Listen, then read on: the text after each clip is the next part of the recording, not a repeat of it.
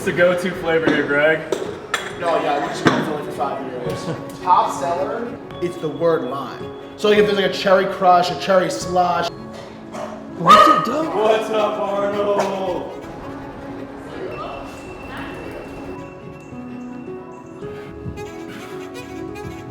Check this out. First product we ever made was pre-workout.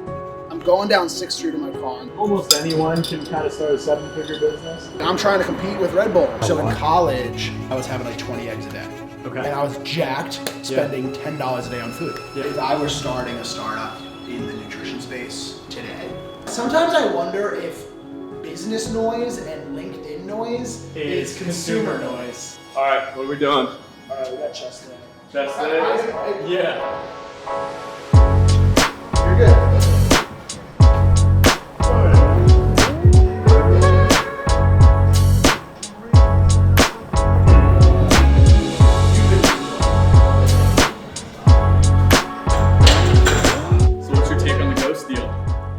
KDP. Let me turn off this music real quick.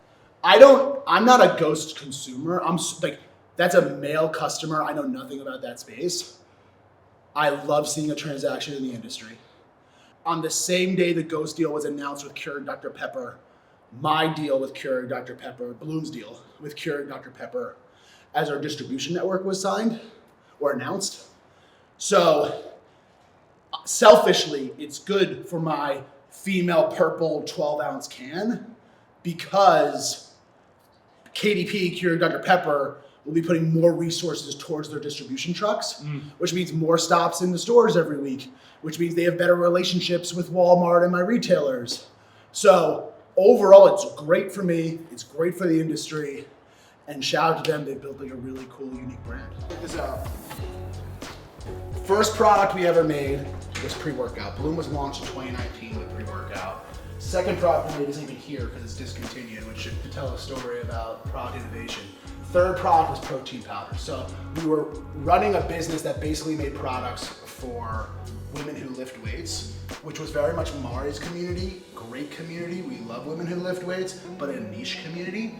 Then when we launched the greens powder, our customer went from woman who lifts weights to any woman, and this is the product that really took off. Nice. So this is by far our hero SKU now. And then a couple months ago, we launched in Target these energy drinks, which are going crazy, and this will definitely be like a huge part of the future of Bloom. And then within the nutrition portfolio, this colostrum and collagen product is ripping. That's the portfolio.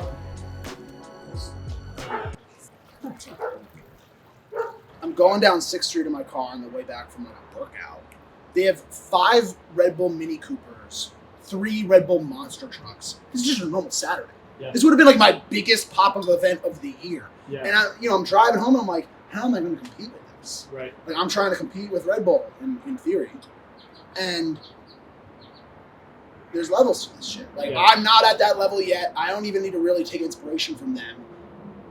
Let me play my lane. I'm just in Target right now. Let me crush Target. Right. And Walmart will crush Walmart, and will be stages. But at the same time, it's like trying to build this team. One, the team may look different from 0 to 50, then from 50 to 100, then from 100 to 200. And I've made the mistake many times of just hiring people from the Red Bulls. Right. And I'm like, first of all, afterwards I realized this. I'm like, first of all, you weren't even there when they built this thing. Yeah. You're just there now. Right. And it's not like this business now has thousands of employees. You probably have no idea what the fuck's going on except in that one niche department that you were in. Right. And it's like, so then do I just hire someone who has that hustle? Right. And it's like, when does just hustle not check the box for my team when I actually need someone who's done it before? Because those people do exist. Right. And it's like, if you've done it with Bomb Chicka popcorn, can you do it with Bloom Energy? Right. Right. So, dude, I would say talent acquisition is probably the hardest thing that we do. Yeah.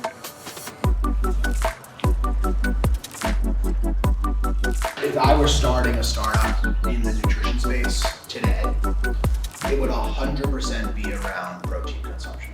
If you walk into, first of all, GLP-1s are completely changing the need for protein intake for everyone, right? You take a GLP-1, an Ozempic, There's no question, so much of the country's taking it.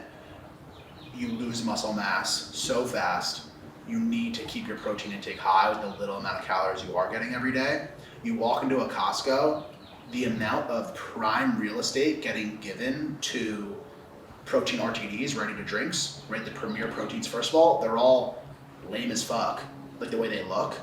You know, anyone can make one that looks cool. Very low margin product, a protein RTD. In fact, probably not even profitable because of how vertically integrated the competitors are. Like they're dairy farmers, they have the cows, so good luck. But maybe you have cows. If you have cows, go make that business right now. But if you, protein supplements overall is going to be, we're going to see something in that space be the next liquid IV, right? Like, because people are going to start every morning with some sort of protein supplement.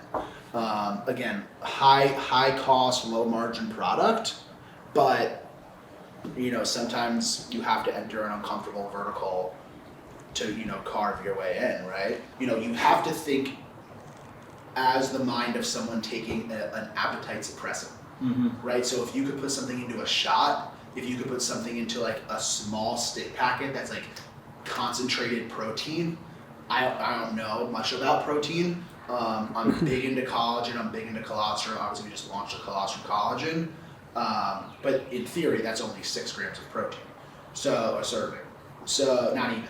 So,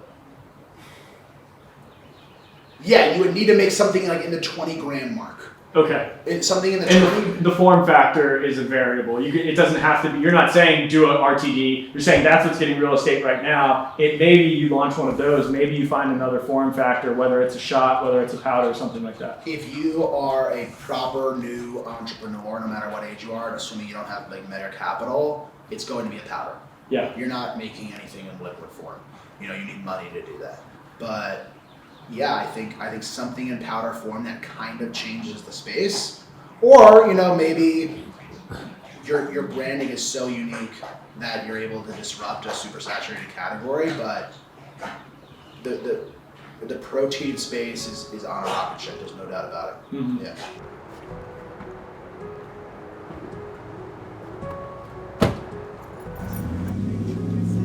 What do you think the overlap is between the Target consumer and the Costco consumer? I think it's a lot. The Costco consumer is the oldest and wealthiest consumer that you're going to have in retail, which is good, right? Like that's a consumer you want, like a wealthy head of household. Right. And they're willing to pay a lot for a product to even just try it. So like someone in Costco might try a $40 product. Right. In Target, you would never do that. Right. You know what I mean? Like you would, like $30 is pushing it, $29.99 is pushing it. That's what Bloom's at. So Costco is just like a whole different consumer psychology of like what they're willing to buy. They want to buy in bulk. They want to get a value, but they're willing to have a higher MSRP overall.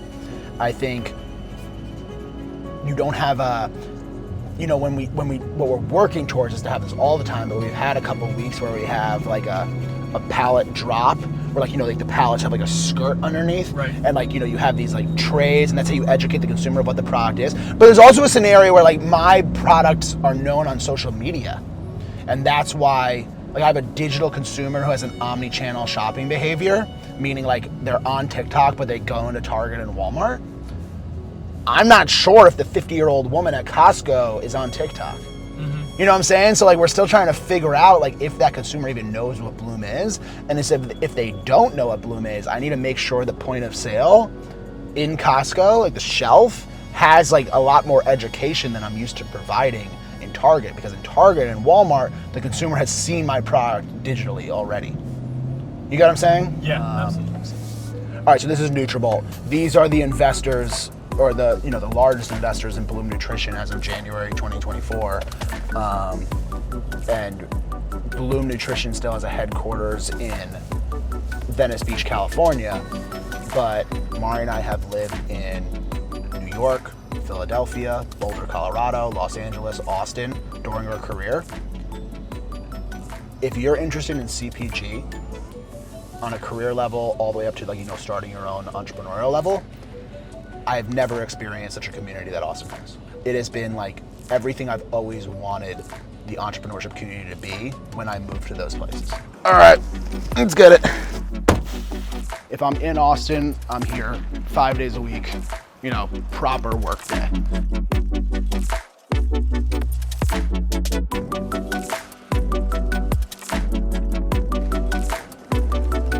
Almost full basketball court? Yeah? Yeah? I'm gonna get some shots up. Oh! There we go. Yeah, so I saw Joe Gebbia, founder of Airbnb, was in here like yesterday. Isn't that fucking awesome? Ivanka Trump was here last week, so you guys have quite the cast coming through. So are a lot of employees coming in here and working out every day? Yeah, and they'll even do it in the middle of the day, which is kind of rad. Like if you have an office at your gym, you don't need to work out before or after work. You can work out in the middle of work, you know what I mean? Nice little cafe over here. Yeah, dude. Yo, I'm jumping into a MentorPass right now. This is like the easiest thing for me to do. I have a 30-minute window anyway on my calendar. It's already been booked in here. I'm in my office. We're gonna hop on this Zoom call, talk face to face. It could be anywhere in the world. By the way, I've had most of my calls international, which is crazy, your business. But yeah, let's hop in. There he is. What up, dude? Haven't seen you in months. What's up, man? I'm excited to talk with you because we are launching a THC beverage.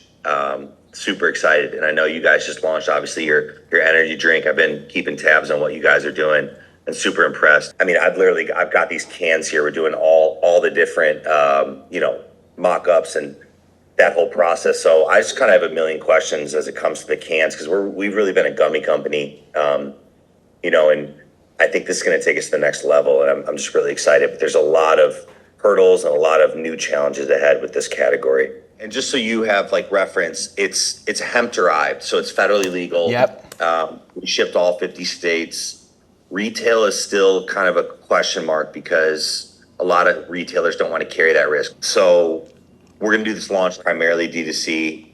We're expecting to do about $1 million top line next year. So awesome. We've got some exciting goals. We're kind of getting to that next stage where it's now, especially with the drink, which is much more of an experience. It's how do we do things around events? How do we think of more of a brand perspective versus just performance?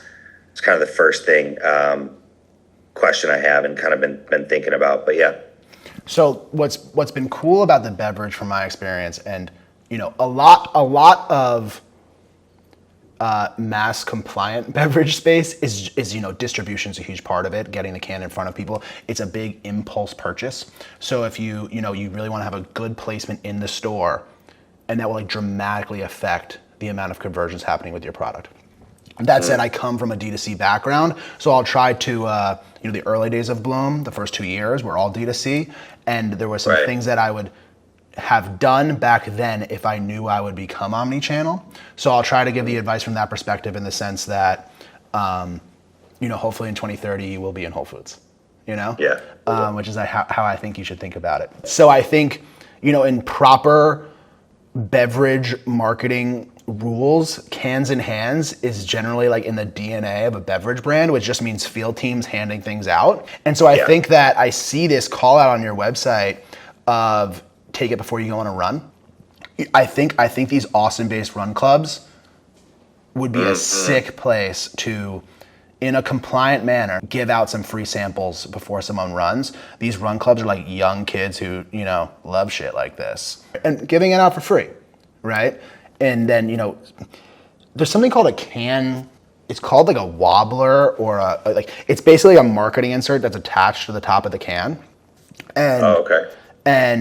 And I can text you after this the name of it, but essentially you'd have, and sometimes I put these, I have teams go into Target, I have our field team go into Targets and put these on the top of cans, and it will just be a little marketing insert off the top of the can that will have a QR code. If you could hand out cans like that at an Austin Run Club, you have them scan the QR code, collect their email so they could join your community, and then create some sort of reward program where hey, if you post about it, we'll send you 4 cans in the mail. You just built a micro-influencer program overnight that is relatively compliant and is low lift human power wise. Right. I think it's a big category that people aren't looking at. You know, the number one reason is alcohol replacement, but we're really finding, especially Gen Z, like you said, run clubs, they want to work out. Let me ask you, you talked about you and your wife being like in front of the brand, which I think is awesome. We're considering throwing like a little Dude, every bottle in 2025 will have a picture of Mari on it. Okay, And awesome. You double down on that. I love I it. double down on that. And it puts a face to the brand that's going to be such a differentiator to like the random PE companies that you're competing with that are probably trying to, you know, make a THC or CBD brand as well, you know? Yep. Got it. Okay. All right, bro. Crush the day. Sweet. Great to see you. Appreciate the time. Here, let's look at the R&D Lab real quick. This is Frank's playground. One of the really cool things about working out of this office as we're trying to bring major innovation to the market through, you know, the future of Bloom is having a research and development lab in-house. So, you know, we have an incredible team here. Frank's right behind us being one of them, where we can innovate products for Nutrabolt and Bloom right here. This is where it goes down. So, awesome. Don't look at these fridges though. All right, we're still in the Nutrabolt headquarters. This is my wife, Mari, co-founder of Bloom, her Pursuit of Wellness podcast studio. She copy and pasted it from the LA studio. So this is the Texas location. You want to intro what this is? Yeah, so this is my podcast studio. This is where I spend a lot of my time.